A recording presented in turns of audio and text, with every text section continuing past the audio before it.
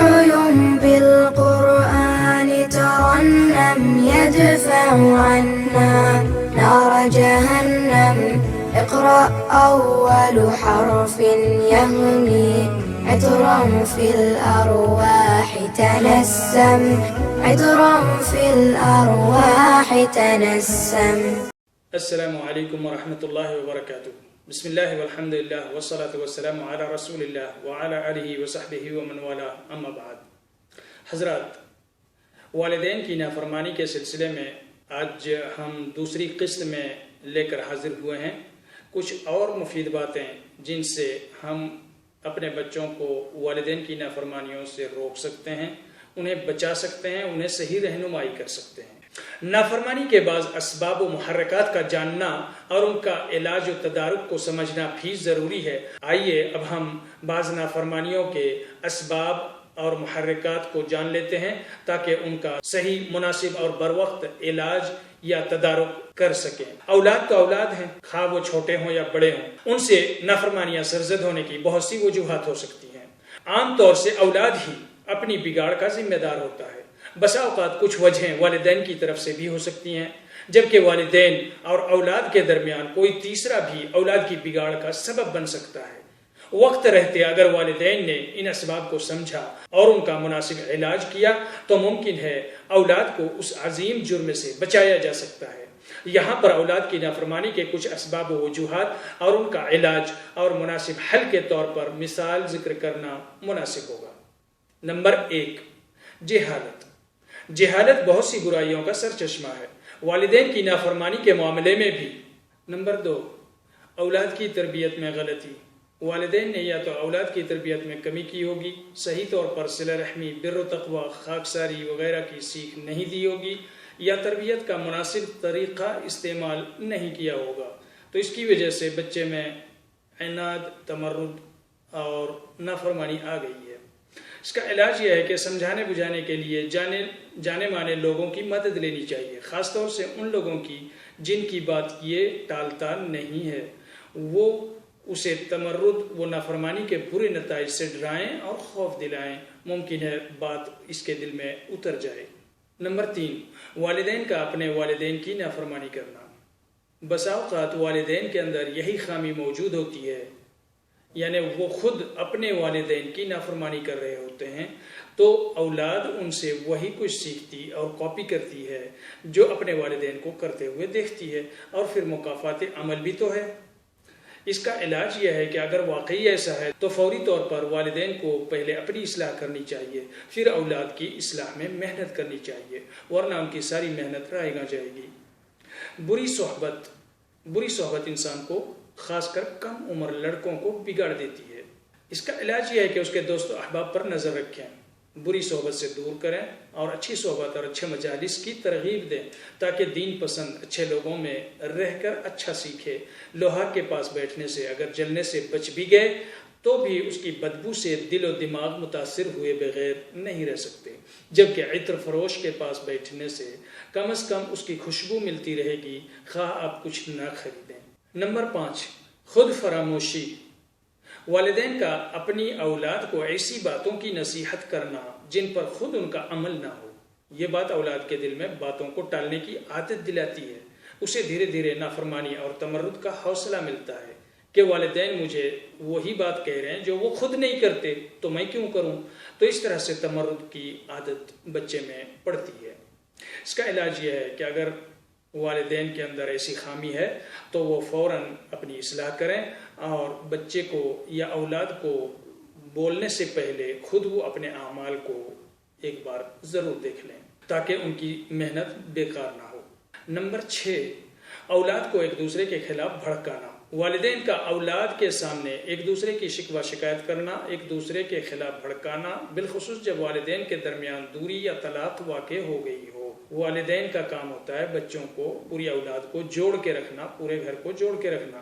لیکن اگر پارٹی بندی، فرقہ بندی، یہ ماں کی پارٹی وہ باپ کی پارٹی یا خود والدین کرنے لگیں تو اولاد کے دلوں میں نافرمانی کا جذبہ آ جاتا ہے۔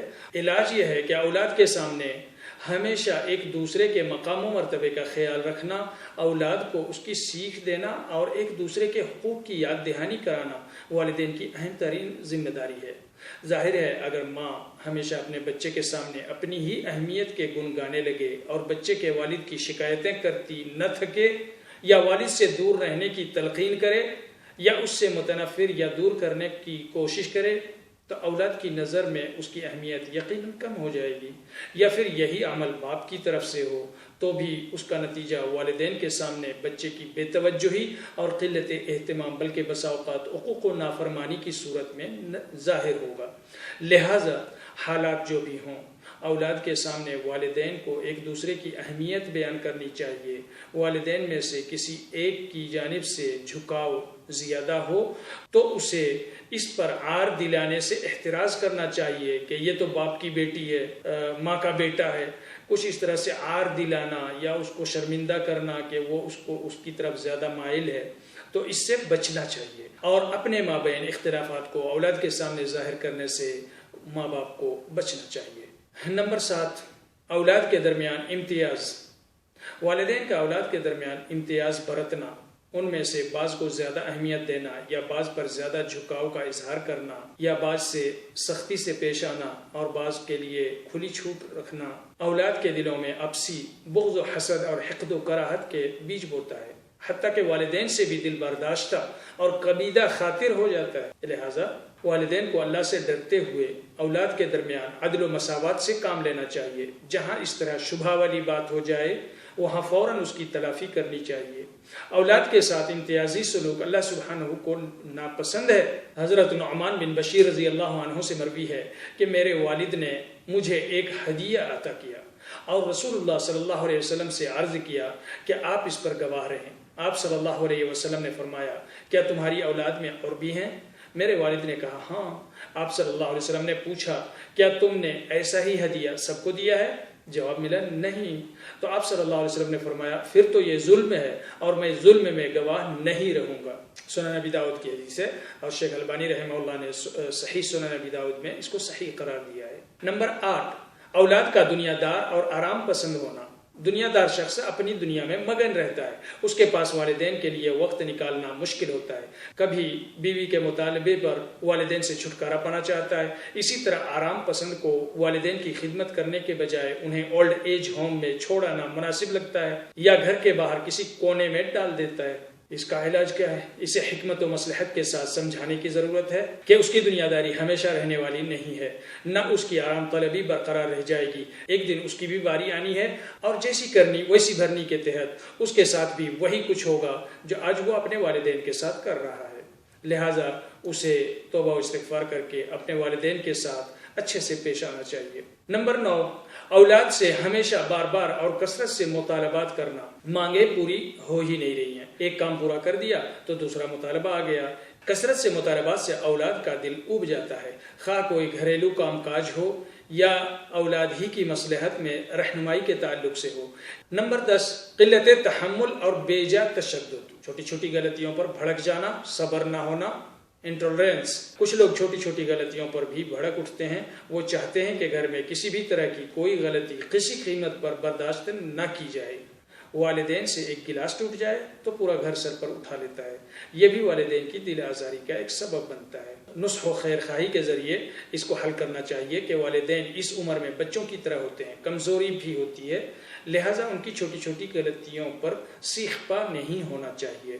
ان کے مطالبات پر بڑا دل ہونا چاہیے اور انہیں ڈانٹنا پھٹکارنا یا غصہ نہیں ہونا چاہیے۔ نمبر 11، اولاد کی اچھائیوں پر ان کی حوصلہ افزائی نہ کرنا۔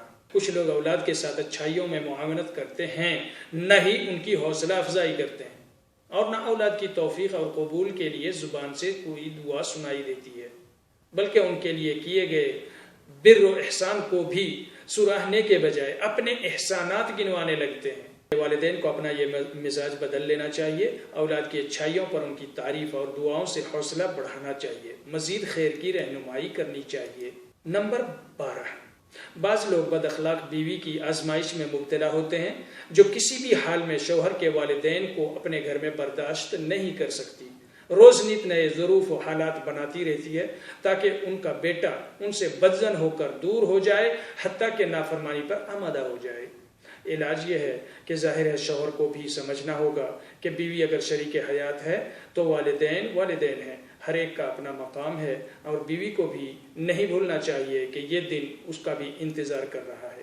نمبر 13، عدم تجارب۔ ماں باپ کے دلوں کو کیا بیتتی ہے جب کوئی بیٹا یا بیٹی رات کو دیر سے گھر لوٹے، یا والدین سے دور ہو جائے، یا ان کی اہمیت و مقام کا خیال نہ رکھے، یا ان کی بات نہ مانے، یا ان کا نافرمان ہو جائے۔ ان سب کا ادراک یا ایکسپیرینس نہ ہونا بھی اولاد سے ان حرکتوں کے صدور ہونے کا ذریعہ بنتا ہے۔ جو بیٹا باپ بننے کا تجربہ نہ حاصل کیا ہو، یا جو بیٹی اب تک ماں نہ بنی ہو، انہیں یہ احساس دلانا چاہیے کہ والدین کے دلوں پر کیا گزرتا ہے۔ اگر یہی تعامل والدین ان کے ساتھ کریں تو یقیناً یہ ان کے لیے ناقابل برداشت ہوگا۔ نافرمانی کے وجوہ اور اسباب و محرکات اور ان کے علاج کی کئی شکلیں اور کئی مثالیں پیش کی گئی۔ آئیے ہم بات کرتے ہیں حقوق الوالدین کی مذمت اور اس پر بعض وعیدیں۔ والدین کی نافرمانی اگر کوئی کرتا ہے، اس کی خطورت، اس کی ہلاکت خیزیاں کیا کیا ہیں، ان چیزوں کو ہم جانتے ہیں۔ ان من اکبر الکبائر ان یلعن الرجل والدیہ قیل یا رسول اللہ وکیف یلعن الرجل والدیہ قال یسب الرجل ابا الرجل فیسب اباہ ویسب امہ فیسب امہ۔ حضرت عبداللہ بن عمرو بن العاص رضی اللہ عنہما رسول اللہ صلی اللہ علیہ وسلم سے روایت کرتے ہیں کہ آپ صلی اللہ علیہ وسلم نے فرمایا، کبائر میں بھی سب سے بڑا کبیرہ گناہ یہ ہے کہ کوئی آدمی اپنے والدین کو لعنت کرے۔ کہا گیا یا رسول اللہ صلی اللہ علیہ وسلم، آدمی اپنے والدین کو کیسے لعنت کر سکتا ہے؟ فرمایا، ایک شخص دوسرے کے باپ کو گالی دیتا ہے تو دوسرا بھی پہلے کے باپ کو گالی دیتا ہے، اور یہ اس کی ماں کو گالی دیتا ہے تو وہ بھی اس کی ماں کو گالی گلوچ کرتا ہے۔ بخاری مسلم کی حدیث ہے۔ حیرت و استعجاب کے ساتھ پوچھا گیا، کیا کوئی اپنے والدین کو گالی گلوچ کر سکتا ہے؟ افسوس ہے ہم ایک ایسے زمانے میں رہتے ہیں جہاں والدین کو نہ صرف لعن طعن کیا جاتا ہے، نہ انہیں ستایا اور دکھی کیا جاتا ہے، نہ محض یہ کہ صرف ان پر دست درازی ہوتی ہے، انہیں گھروں سے بھی نکال دیا جاتا ہے۔ قتل کے بھی بہت سے واقعات ہیں۔ عن ابی بکرۃ رضی اللہ تعالی عنہ قال قال رسول اللہ صلی اللہ علیہ وسلم ما من ذنب اجدر ان يعجل الله لصاحبه العقوبة في الدنيا مع ما يدخر له في الآخرة من البغي وقطيعة الرحم۔